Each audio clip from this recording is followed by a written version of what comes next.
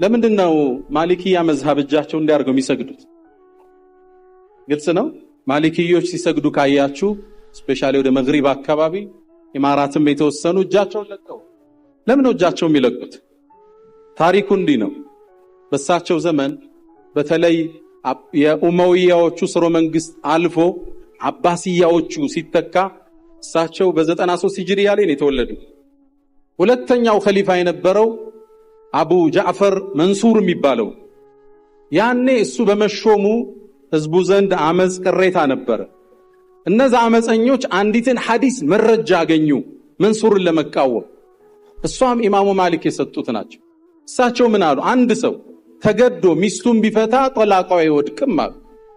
ምነው ቢነስል ቁርአን ኢላ መን ኡክሪሃ ወቀልቡሁ ሙጥመኢኑን ቢልኢማን ስለሚል የትኛውም አይነት ሙባያዓ ይሁን ቃል መግባት የትኛውም ውሳኔ ተገደህ ከሆነ አይሰራም አሉ። እችን ያዟትና ተቃዋሚዎቹ እኛ መንሱርን ሙባያዓ የገባንለት ተገደን ስለሆነ በኢማሙ ማሊክ ፈትዋ መሰረት በይዓችን ፈርሷል። የከተማው አስተዳደር ተቆጣ።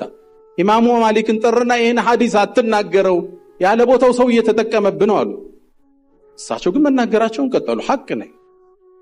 ሰላይ ከተተ መድረካቸው ላይ አሁንም ይናገሩታል። አስጠራቸው የመዲናው ንጉስ፣ እሱን የሾመው መንሱር ነው ኸሊፋው። ጠራና አወገዛቸው፣ ሰደባቸው፣ አሰራቸው። ሊያዋርዳቸው ጺማቸውን ላቸው። በደንብ እንዲገረፉ ወሰን። ከግርፋቱ መበርታት የተነሳ ክንዳቸው ወለቀ።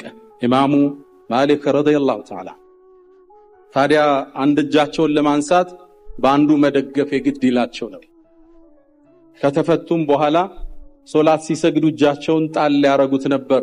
ተከታዮቻቸው ይሄን አይተው ነው ማሊኪያ መዝሐብ ላይ እጅ የሚለቁት አሉ የነሱ መዝሐብ መስራቾች።